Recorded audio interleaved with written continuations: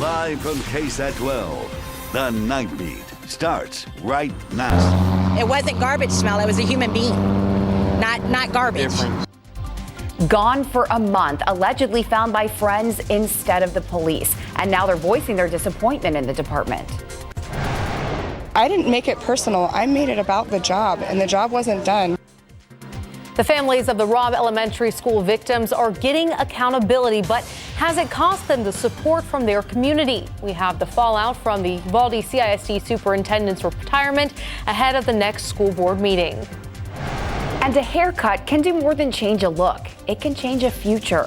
Hear the story behind this salon and the people who are forever changed after visiting.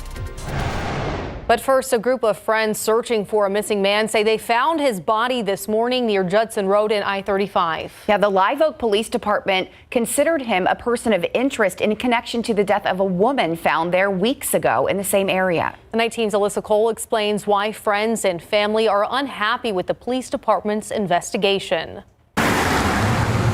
And they kept on saying that either it was garbage yeah, or a dead animal. No, that's my brother-in-law laying in there. Angelique Hammond is the sister-in-law of missing man 52-year-old Keith Hammond.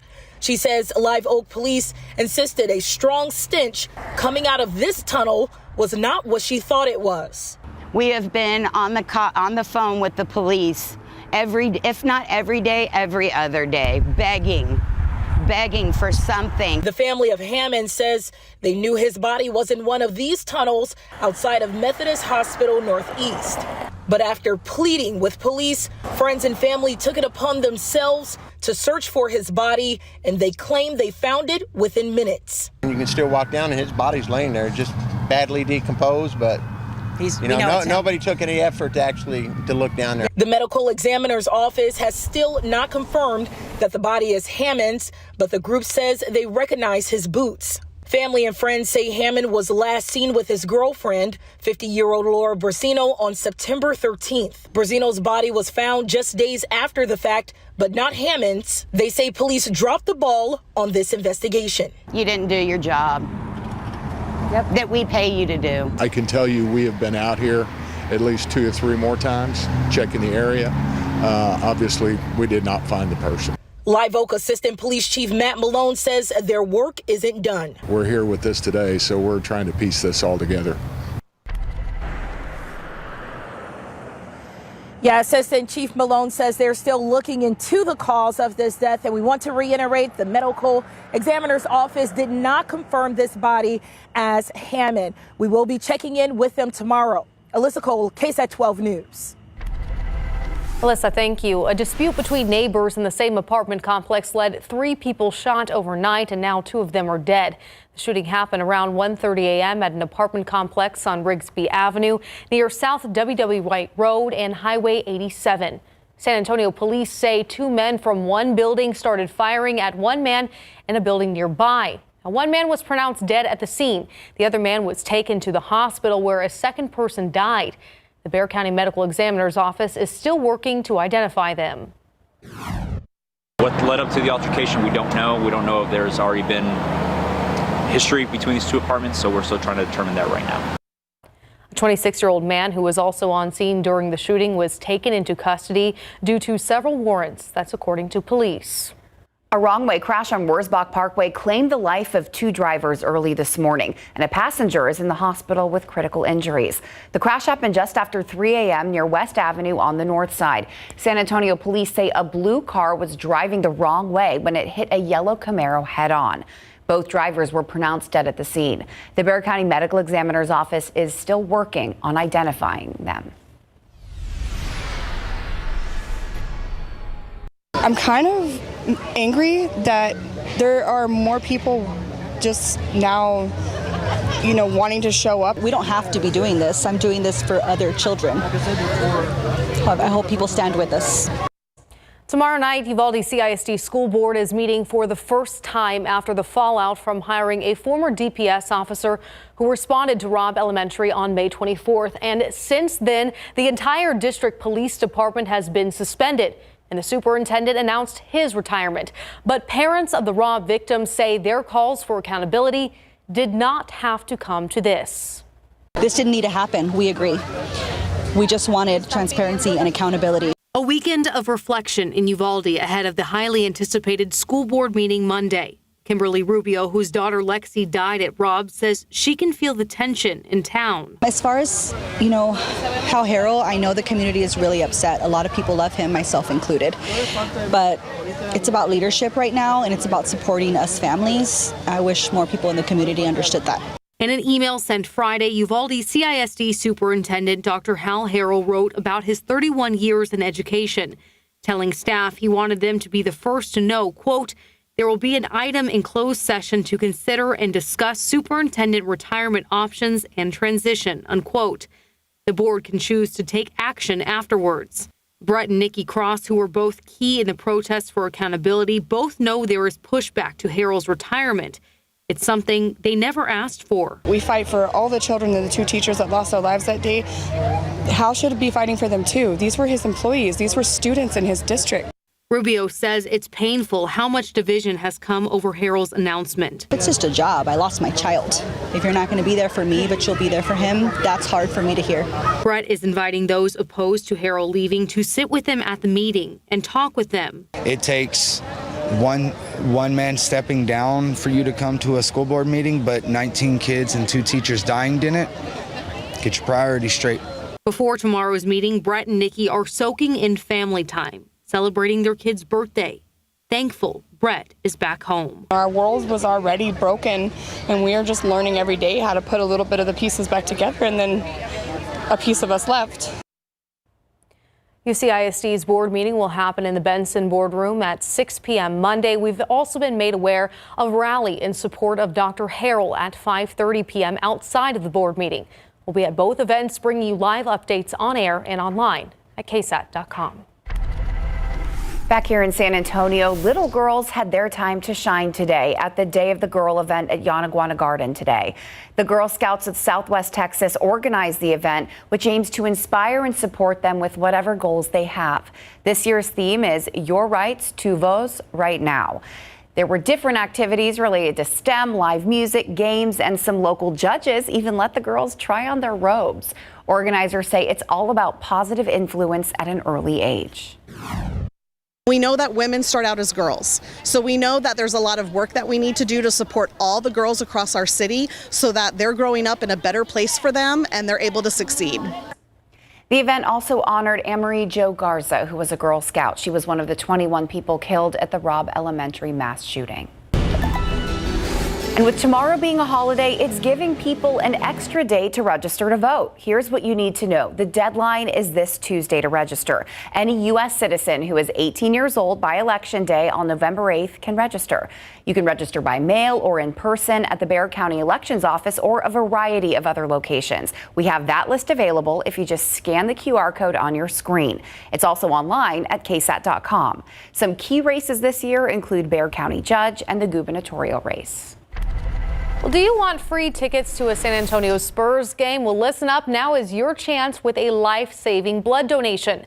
The blood drive this year is happening on Thursday, October 13th from 8:30 a.m. until 1:30 p.m. at the AT&T Center. The first 400 blood donors will get a pair of Spurs ticket to the season opening game. Previous Spurs blood drives have collected more than 400 donations, which has helped more than 1,200 patients. Each donation can help up to 3 people. Alrighty, a look outside with live cam. Just a gorgeous evening there with the full hunter's moon. Gorgeous outside. Temperatures are falling into the 70s. What I want to do first, though, is I want to take a look at the aquifer. As you know, it has been very dry. Now, the aquifer is actually up 0.7 of a foot over the past 24 hours. The reason for that, over the weekend, there's not as much pumping going on, so the aquifer has gone up. Ragweed, unfortunately, we're in the peak of ragweed season. We usually see ragweed season come to an end by the end of October, so we've got a long way to go. Ragweed is high and molds are low in the pollen count, but let's do something fun. Let's do Fido's forecast for tomorrow, your dog walking forecast. This is Juno enjoying this nice weather. If you want to show pictures of your pets on Fido's forecast, you can scan that QR code. Here's what tomorrow looks like. Cool start in the morning, 65 degrees, very similar to today, 87 for the high with partly cloudy skies. Now in the week ahead, We do have a pretty weak cold front moving through, but better rain chances actually about a week from today. I'll have those details coming up. The war in Ukraine is intensifying. The signs that are leading White House officials to warn the public about the risk of nuclear war. Plus, a pandemic hobby turned into a way to honor a local girl's culture. As we celebrate Hispanic Heritage Month, we'll show you how these sweet treats make this young baker feel closer to her heritage. A haircut can transform a person's life. If you don't believe that, ask some of the folks living at Haven for Hope. After the break, see how 2 teens transformed the shelter's hair care center with dignity in mind. Well, it seems like such a simple thing, a haircut. Yeah, it does. But for those experiencing homelessness, a physical makeover can make big goals become reality. 2 teenagers realized that and helped turn Haven for Hope's Hair Care Center into a beautiful space with dignity in mind. On a Wednesday afternoon, Jason Garrett takes a seat in a comfy leather salon chair. Tenured barber James Brown prepares to showcase his skills. This could be any moment at a typical upscale barbershop, but it's anything but ordinary. The conversation, purpose, and location are all connected by one thing: homelessness. I started falling behind on bills. I lost my vehicle. So I was actually living out of my vehicle for the 2 years I've been here in San Antonio. Garrett lives at the Haven for Hope shelter, where this hair care center just got a huge makeover. I am now working as a parking enforcement officer at the airport due to a haircut I received here. You heard that right. He landed a great job, a major life step, and credits a haircut.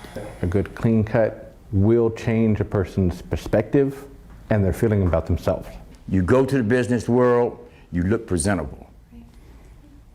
A haircut, suit, tie, shoes makes the biggest difference in the world. Brown knows that because he lived at Haven 12 years ago when the shelter first opened. The average person is only 2 or 3 paychecks away from being homeless. And so you got to look at it as so many things can happen to a person that you can't judge. 6 years ago, he renewed his license as a professional barber and began giving back, running the hair care center for free. This is what the center used to look like, but about 10 months ago came Jack and Emma Heaney, Clark High School teenagers and dedicated Boy and Girl Scouts. During a visit to Haven for Hope, Jack saw the hair care center. And I saw it wasn't in the best condition, and it could really make an impact on the people who lived here. He decided to make it his Eagle Scout project, and it quickly turned into a family affair, Emma jumping in as part of her Gold Award project. He did all of the remodeling, and I had a photographer come out, and we got some awesome artwork, and we got all the supplies in here to get it going. Almost everything you see in here is new. The paint, the art, the back bars, the supplies inside, these big chairs, and a whole closet full of supplies. Brown hopes the updates will inspire other barbers to come volunteer with him. Get me some recruits. Right. We can get in here and we can really help the people. It's kind of surreal thinking that the 2 of us made such a big impact on this community. The proof of that impact is in the reveal. A silent moment for Garrett as he observes the new man in the mirror. It takes a lot of years off of you and makes a person feel more normal. Normal essentially meaning worthy, dignified, accepted by a community that Garrett now knows truly cares about him and his future. Well, if you'd like to donate or volunteer to work at Haven for Hope Hair Care Center, please call Volunteer Services at 210-220-2549, or you can email volunteers@havenforhope.org. That story gave me chills. I mean, such a heartwarming story. And then you can see the joy on his face after the haircut's done. And for the barber also giving back his time and helping others out. That's amazing. It's a simple thing, right? It really just puts is. things in perspective. And it's so simple. Yes, thank you. I'm glad they gave us some time to showcase. And as we were touring Haven for Hope a couple weeks ago when we were putting that together, it was so hot, and I bet it was not that case today. No. Today was nice and comfortable. This evening is really pleasant outside with temperatures in the 70s on display for the full hunter's moon. Take a look at some of these KSAT Connect pictures sent in by our KSAT users. Now, a It's called a hunter's moon because the hunter's moon is the first full moon after the harvest moon. And this year, the harvest moon fell on September 10th. So that's why this one is called the hunter's moon. And here's a look from Taylor over Woodlawn Lake. Beautiful there. And then, of course, we got to give a shout out to Skywatcher. They're always sending us awesome pictures in. And I love what they say here, a dazzling hunter's moon tonight for all of you folks buying your meat at H-E-B, because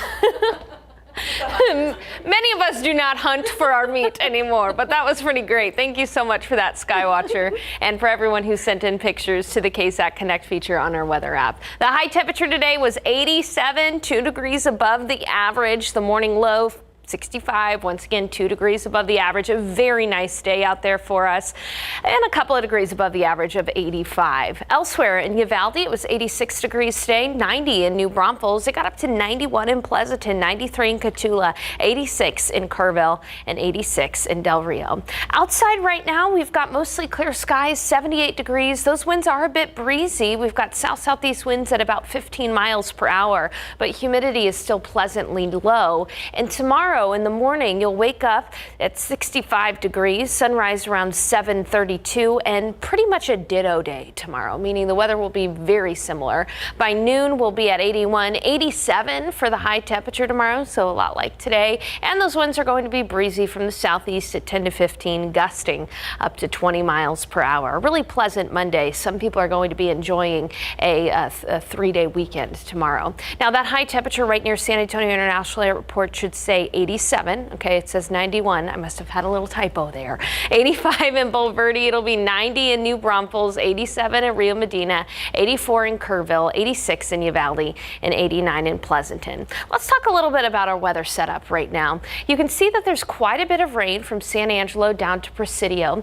We've got a low pressure system here in the upper levels of the atmosphere that's fueling some rain from El Paso through West Texas in parts of the desert Southwest. And it's these areas in West Texas that are actually at a risk for some flooding over the next couple of days. And unfortunately, we're not going to see any rain from this system here in San Antonio. Tomorrow, as I mentioned, is going to be pretty quiet, 87 degrees. And you can see where all the rain will be tomorrow from San Angelo up to just west of Dallas and down to the Big Bend. And then as we move into Tuesday, a very similar day too. Not going to see any rain here in San Antonio. It'll be partly cloudy and 87 degrees.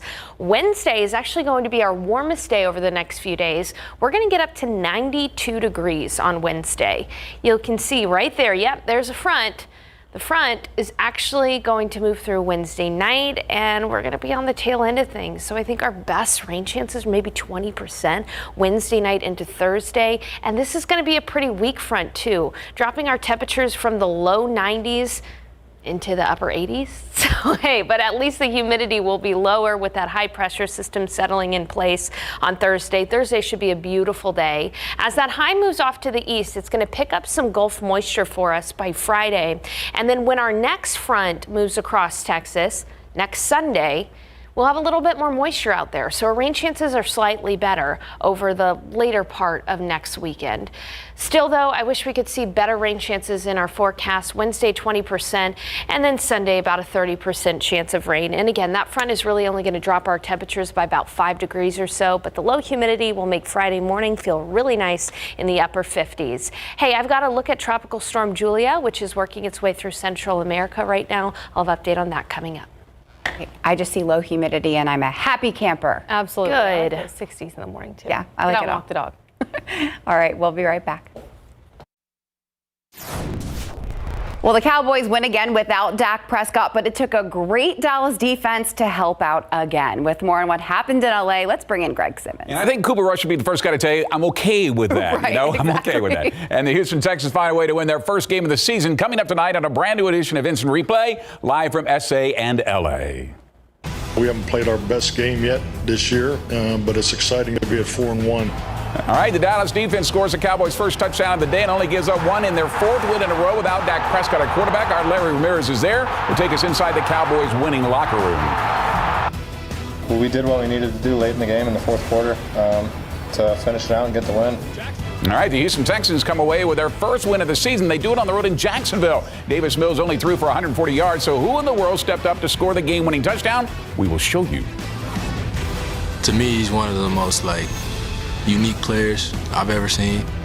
And our San Antonio Spurs go looking for their first win of the season when they host Zion Williamson and the New Orleans Pelicans tonight at the AT&T Center. All that plus San Antonio FC with a record-time moment in their win today. And will the Cowboys be the first team to hand the Eagles their first loss of the season this coming Sunday? Tonight, you decide. Instant replay is live, and it's after the night beat. If I would have told you between these three teams, the Eagles, the Giants, and the Cowboys, they'd only have 2 losses between them, you would call me crazy earlier. Fans are hanging on by the skin of their teeth. They really are. All right. Thanks, Greg.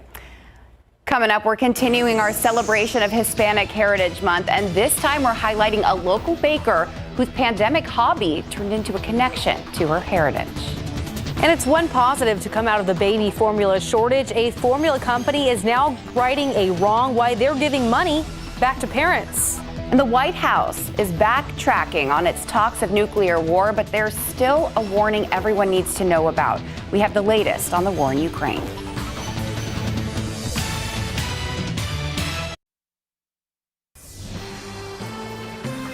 Tonight, Russian President Vladimir Putin speaking out against the Ukrainian government after a suspected truck bombing on Europe's longest bridge linking Russia and Crimea. What Putin's now saying about that incident. Plus, the latest from the Ukrainian city of Zaporizhia, where more than a dozen people were killed after Russian missiles struck civilian targets. ABC's Andrew Dimbert has more. Russian President Vladimir Putin calling the attack on the bridge linking Russia to Crimea a terrorist act. The bridge, a lifeline between the two areas, engulfed in flames. Russia's investigative chief opening a criminal investigation into the explosion. Traffic reportedly flowing again on the undamaged portion. Ukraine not claiming direct responsibility, but an advisor to President Zelensky calling it a beginning, saying everything illegal must be destroyed. In the city of Zaporizhia early Sunday, a deadly attack on civilians, Russian rockets striking residential buildings, partly destroying a high-rise and leveling others. Dozens injured, according to Ukrainian officials, including children. In Kharkiv, Ukrainian officials say parts of an intercepted Russian missile crashed into this residential building. Other pieces landing in the street. Ordnance disposal specialists removing the weapon. But amid rising fears of nuclear attack, President Joe Biden warning of the risk of nuclear war at a New York City fundraiser last week, saying we have not faced the prospect of Armageddon since Kennedy and the Cuban Missile Crisis. The White House initially walking back the president's remarks, but on ABC's This Week, National Security Council spokesman John Kirby defended his comments to ABC's Martha Raddatz. The president was reflecting the very high stakes that are in play right now. Former chair of the Joint Chiefs of Staff, Admiral Mike Mullen, says Putin has to be taken seriously, but President Biden's language needs to be toned down. I think we have to take him seriously and think through what the requirements would be for us to respond to that. It also speaks to the need, I think, to get to the table. I'm a little concerned about the language, which we're about at the top. Andrew Dimbert, ABC News, New York.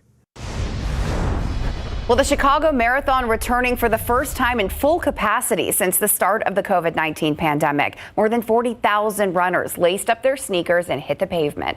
Braving the chilly temps in the low 50s, the runners embarked on their 26.2-mile trek, running through 29 different neighborhoods across Chicago. These athletes also represent 100 different countries in all 50 states. They've been training for this all year long. Former NFL star Herschel Walker fighting those reports about paying for a girlfriend's abortion and urging her later to have another.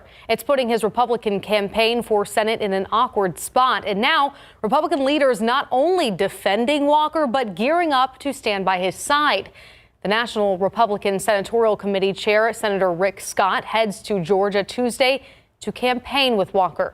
Walker, who has a strong anti-abortion rights stance, has so far denied these allegations. The firestorm rolling to the pivotal point just a month before Election Day. The latest polling showing the race neck and neck as Walker and his Democratic opponent, Senator Raphael Warnock, make their final case to Georgia voters. What the state needs right now is some public servants who are committed to the people. I'm here to win the seat for the Georgia people because the Georgia people need a winner. Senator Warnock and Walker are set to debate this Friday. It's expected to be their only debate. Jury selection begins tomorrow for convicted movie mogul Harvey Weinstein's second sex crime trial in Los Angeles. But since New York's highest court has given the 70-year-old Weinstein a chance of walking free, the new trial takes on new significance. Weinstein faces 11 charges involving sexual assault of 5 women between 2004 and 2013 in Los Angeles and Beverly Hills. Supporters of the Me Too movement are concerned because California courts have a reputation for being soft on entertainment figures. If convicted in California, he faces a life sentence, regardless of the outcome of his New York appeal. There's no reports of death or other damage after a volcano eruption today on the Italian island of Stromboli. The dramatic plume of smoke and a lava flow that reached the sea were all caught on camera. The eruptive phase on Stromboli caused a partial collapse of the crater terrace, and the lava flow produced a 3-minute seismic signal. The Stromboli volcano is one of the most active volcanoes on the planet. It has been erupting almost continuously since 1932. Well, Apple's iPhone has been called advanced, maybe too advanced. The iPhones are reportedly auto-dialing 911 when their owners are riding roller coasters. This feature has set off false alarms for emergency personnel near Cincinnati's Kings Island amusement park. They've received at least 6 iPhone emergency calls since the new smartphone went on sale in September. Similar 911 calls have originated from passengers on a roller coaster at Six Flags Great America near Chicago. The fix is simple: putting the iPhone 14 and the Apple Watch 8 on airplane mode before boarding a roller coaster. Something you thought you'd never have to do. Yeah, just stick it in the little container cubby so you don't have to worry about this, so you don't lose your phone either. Exactly. I wonder what it is about the actual roller coaster that makes it call 911. It's like, I think it's all the jostling. Yeah, there's a feature. Yeah, I think it's like a medical emergency it thinks that simulation. you had maybe a car accident or something like that. Interesting. All right, quick check of the tropics. You know, Tropical Storm Julia made landfall as a hurricane, Category 1 hurricane on the Nicaraguan coast earlier this morning. It's now downgraded to a tropical storm, expected to skirt south of El Salvador through tomorrow morning. Tropical storm warnings in effect for El Salvador. Hurricane season continues through the end of November. Otherwise, the tropics are pretty quiet. Coming up, we're going to talk about how tomorrow we'll have a cool morning with a comfortable afternoon. This week, a brief warm-up and a weak cool front. And then finally, we'll talk about better rain chances potentially next weekend. Coming up in the full forecast. Lee. Right there, thank you. Dollars back in the wallets of parents after a settlement lawsuit with a popular baby formula company. What you can do now to claim your winnings. And finding a connection to your culture one baked good at a time. What inspired this young biologist to start baking?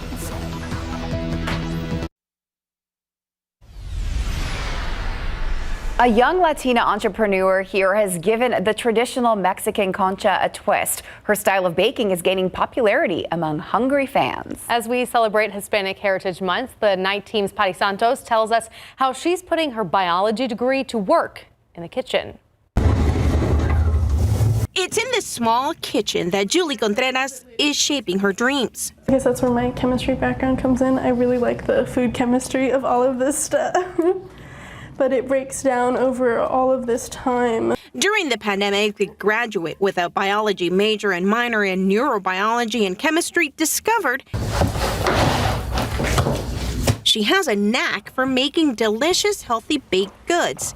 And sourdough is her inspiration. The sourdough makes it a bit healthier for you to digest all the breads and stuff. With it, she makes bowls, sandwich loaves, and the traditional concha, using local organic and dairy-free ingredients. Fridays is our mixing day and let everything ferment. Then Saturdays is our baking day, and then Sunday mornings we wake up, the crack is on at 4:30, and we finish out like our conchas and stuff and our focaccia. So those things are fresh baked like immediately before the market. She sells her products at the Alamo Heights Farmers Market and soon the Pearl Farmers Market. And she's looking for a retail space to expand and open a storefront. Rising to this level has taken a lot of time and patience, sort of like her bread. I think it's important to not doubt yourself at all. A lot of this is just like blind faith, going forward and forward and forward. Patty Santos, KSAT 12 News. Looks good. Good for her. Well, also, parents could soon cash in on that baby formula shortage. That's all has to do with the settlement lawsuit. Who benefits and how to get the money.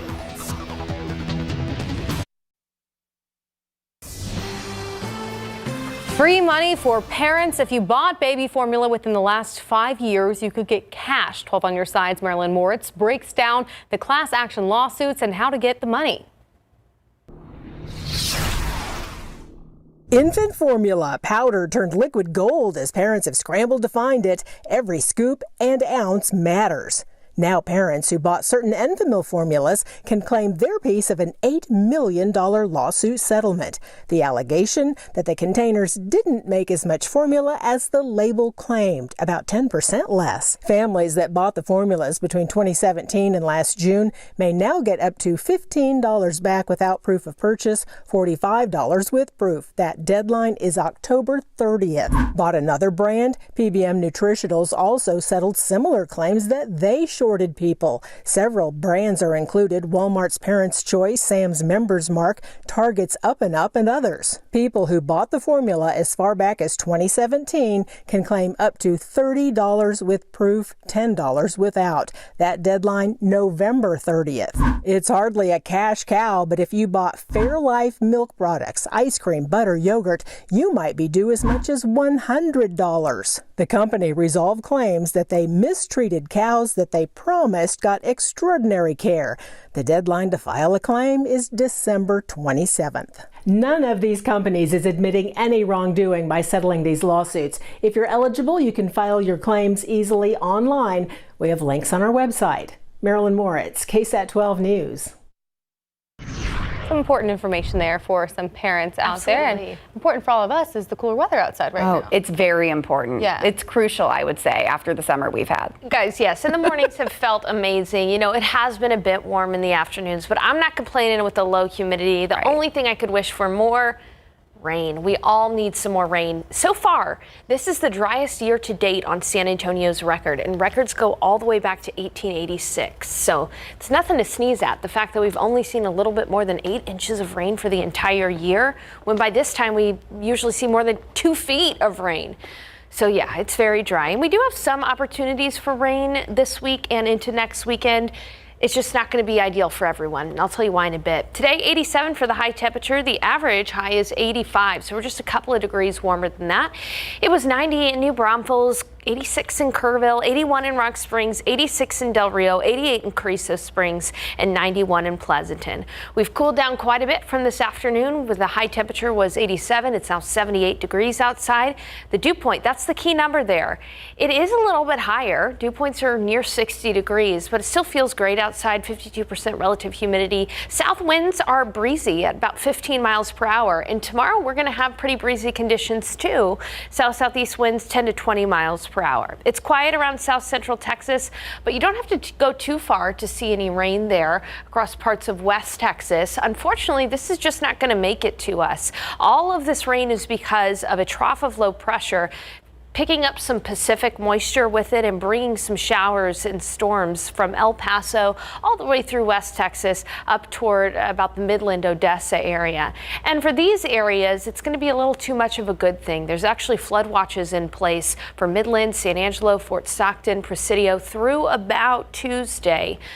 We wish we could tap it in on some of that rain, but instead what we're going to see is pretty much similar weather tomorrow and Tuesday, a lot like today. Again, all of the rain should be up near San Angelo, even stretching as far as the Wichita Falls area, right along that Oklahoma border. But here in San Antonio, status quo for us. The one thing that'll shake things up a little bit is a pretty weak cool front that's expected to move through Wednesday night, Thursday morning.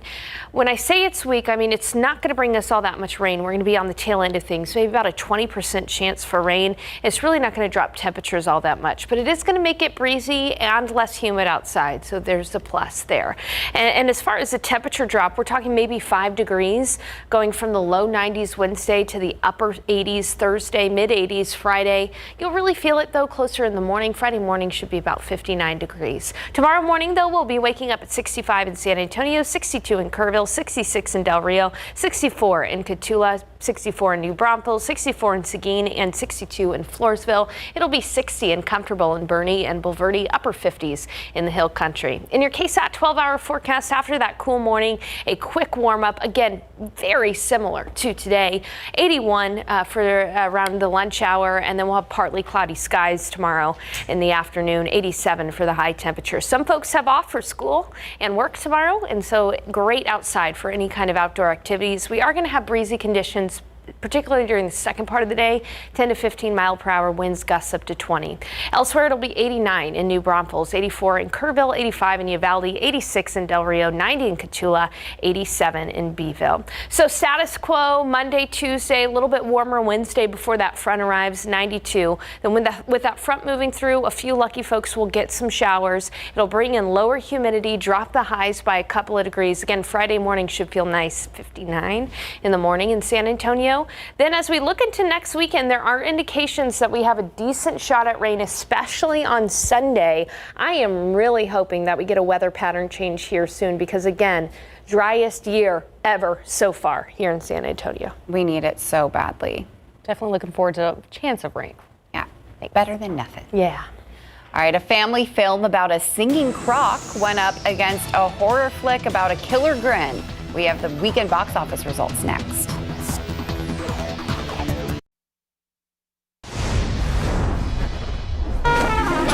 Don't Worry, Darling fell to 5th place in its third weekend out, earning just $3.5 million. The Woman King moved down to 4th on ticket sales of $5.3 million.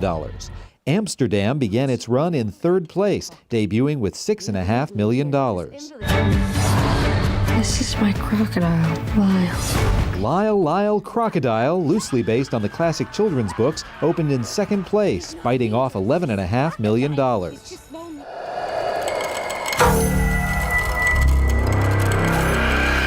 Smile easily topped the chart for the 2nd straight weekend, grossing $17.6 million for a 10-day domestic total of nearly $50 million.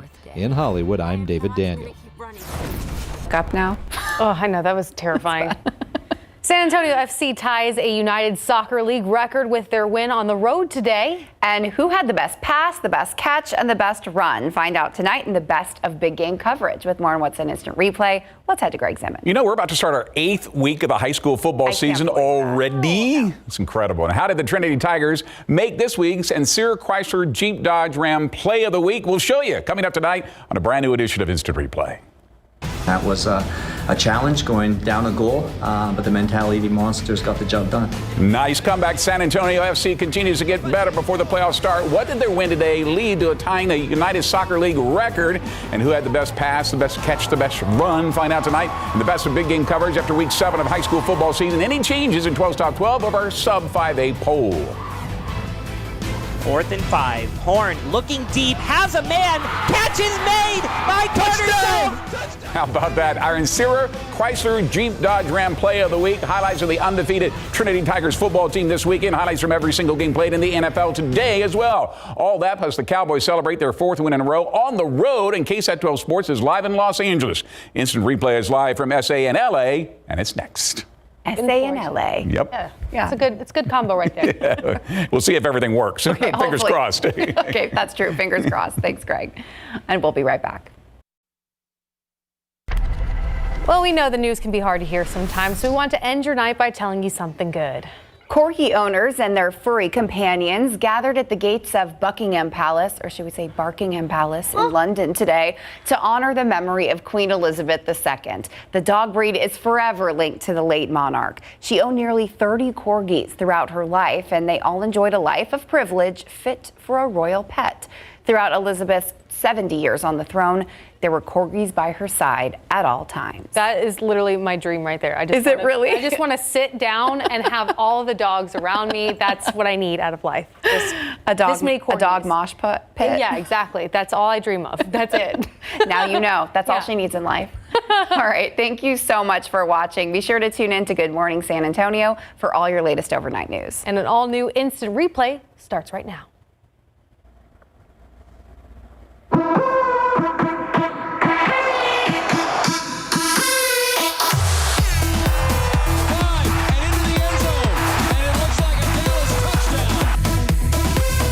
The ball to Pollard. To the 10, to the 5, and Pollard with a house call. Ball to San Antonio, Texas. Instant replay starts now. Thank you. Good evening, everyone. Welcome to a brand new edition of Instant Replay. Could Cooper Rush keep his undefeated record intact as the starting quarterback of the Dallas Cowboys after Dak Prescott was ruled out for their road game against the Rams in Los Angeles today? The only way to find out is on game day. Pro football coverage, powered by Davis Law Firm. Mike McCarthy establishing the motto of the season for the Cowboys this week when he was told that they were 5.5-point underdogs heading into this afternoon's contest against the Rams. McCarthy responded, "We're nobody's underdogs," and the players responded. Third play of the game, Dorrance Armstrong with a strip sack on the Rams quarterback Matthew Stafford. DeMarcus Lawrence scoops up the ball, rumbles his way in for the 19-yard touchdown, but there was some confusion on the extra point. New deep snapper Matt Overton hikes it too soon. Hopefully that missed point won't haunt Dallas later in this game. Cowboys and the Rams exchange field goals to make it 9-3 Dallas after one. Rams jump on top right here. Stafford to Cooper Kupp coming across the middle, just outruns the Cowboys secondary in the way to the house, 75 yards. LA is up 10-9, but the Cowboys respond as well with a big play. Tony Pollard right up the middle. He breaks a tackle to get to the outside, then cuts back in for a 57-yard touchdown. It's 16-10 Cowboys at the half. Dallas adds field goals in the third and one in the fourth to make it a 12-point Dallas lead. Rams last chance here, and this would end the way it started with defense. Micah Parsons comes around the edge for the sack, knocking the ball loose. Sam Williams falls on it for Dallas, and that's ball game. Let's head to the scoreboard for the final. You see the Cowboys defense really stepped up today. 22-10 the final. Dallas is now 4-1. More now from our Larry Ramirez in Los Angeles. A strong running attack and an even stronger defense led the Cowboys to victory today. As a team, they rushed for 163 yards, highlighted by Tony Pollard's 57-yard touchdown run in the second quarter. O-line, pretty much, they did their job. You know, they opened up a big lane from me. I exploded through it, broke a couple arm tackles. I had receivers downfield blocking with me, and we made it in that zone. A lot of pride. I think you look at last week, and we committed to it. It wasn't very efficient. I think we ran it 30 times for 60 yards. So, I think it's a hell of a way for just this offense to respond this week and flip that around. And I think we had like 170 today on the ground. Those are explosive backs. Like, at the end of the day, their change of direction, their speed, their physicality, that's something that's going to wear down every defense. The more we pound the rock, the more tired the other team gets. And coming up later, the Cowboys defense set the tone early in this one, and the sports guys are here to discuss the Cowboys, the Spurs, and UTSA football. Greg, back to you. All right, thanks a lot, Larry. See you in just a few minutes. Next up, a rivalry matchup on Sunday Night Football, the Cowboys against the Eagles in Philadelphia. Entering Jacksonville today, the Houston Texans were the only winless team in the NFL. However, the Texans have won 8 straight against the Jaguars. Could they keep that streak alive and get Lovie Smith his first win as their new head coach? Game tied at 6, under 5 minutes to play. The Texans turned to rookie running back Dameon Pierce on 2nd and 5 in the Jacksonville 22. Pierce with a punishing run, plowing over and through defenders, picking up 20 yards, setting up first and goal from the Jags' 2-yard line. Texans turned to Pierce again as he caps off the drive with a 2-yard score to put the Texans on top 13-6. Jacksonville did have one last chance, a Hail Mary from their 46, but the pass is picked off by Desmond King to get the Texans into the win column. Finally, let's head to the scoreboard and find out that final. 13-6, Texans over the Jaguars. Houston is now 1-3-1. After the game, Pierce talked about his game-changing run. We was putting together a drive, but we weren't quite finishing them and punishing them and playing our type of football. And we got back playing our style of football. And when we playing our style of football, we usually a great offense. When we get things rolling. And just that play kind of surged everyone up, got our spirits up, and it led to a touchdown. Big win, obviously. It was a close game, and felt like we did what we needed to do late in the game in the fourth quarter to finish it out and get the win. All right, next week will be a bye week, so the Texans will next face the Raiders in Las Vegas on Sunday, October the 23rd. To the rest of the NFL, we start with the undefeated Eagles on the road in Arizona. Philly quarterback Jalen Hurts rushed for 2 scores to help the Eagles to a 20-17 lead. Cardinals have a chance to send the game into overtime with 22 seconds left. The 43-yard field goal attempt goes wide right, and the Eagles move to 5-0, 20-17, heading into their meeting with the Cowboys next Sunday. Over in London, Eagles and Giants put on a show. Green Bay should say, now how about them? Jumped out to the early 17-3 lead. Aaron Rodgers finds Mercedes Lewis on the short touchdown. Game tied at 20 now in the fourth. Saquon Barkley running the Wildcat finds the end zone from 2 yards out. The Giants now improved to 4-1, 27-22. How about that? NFC North matchup. The Vikings hosting the Bears. 3rd and goal for Minnesota. Kirk Cousins plunges in for the goal line. Touchdown and 29-22 lead. Bears final drive. The pass is complete, but Vikings defensive back Cameron Dantzler rips the ball away for the win. Vikings now in first place in their division, 29-22. Josh Allen and the Bills hosting the Steelers, and it was in a contest here. Allen, 348 yards, 4 touchdowns, 1 interception at halftime. This is the 3rd play of the game. Bills on their 2-yard line. Allen to Gabe Davis for the 98-yard touchdown. Bills take it 38-3. Jets hosting the Dolphins. This was the 2-point game in the 4th quarter, but that's when the Jets turn on the afterburners, scoring 3 straight touchdowns on 13 plays. Jets take it 40-17. Chargers at the Browns, 20 seconds to play. Browns down 2 with the ball. Jacoby Brissett hits former Cowboy Amari Cooper on the slant to get the Browns inside the 35-yard line. That set up a 54-yard field goal. Rookie kicker Cade York. Here's the snap. The hold is down. The kick is up, but is wide right. No good, and the Chargers hang on for the win, 30-28. Seahawks in New Orleans will face the Saints. Saints tight end Taysom Hill is listed as tight end, but he's a Swiss Army knife out on the field. Hill accounted for 4 Saints touchdowns. He threw for 1 and ran for 3 more. None longer than the 60-yard score in the 4th that put the game away for New Orleans. 39-32 is the final. Tom Brady and the Bucs on a 2-game losing streak, hosting the Falcons. It's been 20 years since the last time Brady lost 3 games in a row. Brady went 35-52 for 351 yards, 1 touchdown, no interceptions. Bucs running back Leonard Fournette chipped in with a touchdown on 14 carries. Brady avoids a 3-game skid, 21-15. Titans and the Commanders in Washington. Titans running back Derrick Henry carried Tennessee with 102 yards and 2 touchdowns. This one in the 3rd put the Titans up for good, 21-17. The final, the Commanders fall to last place in the NFC East at 1-4. 49ers looking for their first road win of the season in Carolina. Niners quarterback Jimmy Garoppolo threw for over 250 yards, 2 scores. The Niners defense also contributing. Emmanuel Mosley returning the interception, 41 yards to the house. San Francisco rolls 37-15. Patriots wipe the floor with the Lions. 2nd quarter, Lions quarterback Jared Goff is going to get sacked, and he coughs up the ball. Kyle Duggar scoops it up, returns it 59 yards for the touchdown. New England shuts out Detroit 29-0. Time now for tonight's instant replay poll question. Will the Cowboys be the first team to beat the Eagles this season? A simple yes or no will suffice. We'll have the results getting a little bit later on in our broadcast. We are just getting started with this edition of Instant Replay. Up next. It's super satisfying knowing that you're holding teams to minimum points, knowing that, your offense can rely on you. More from the Cowboys' big win of the defending Super Bowl champions in Los Angeles today as our Larry Ramirez takes you inside the Cowboys' winning locker room. Can the Spurs pick up their first win of the preseason when they host the New Orleans Pelicans? And San Antonio FC ties a record in the United Soccer League with their win today on the road. And is Western Kentucky the toughest Conference USA team the UTSA Roadrunners will face this season? The sports guys are back tonight when Instant Replay continues live from SA and LA next.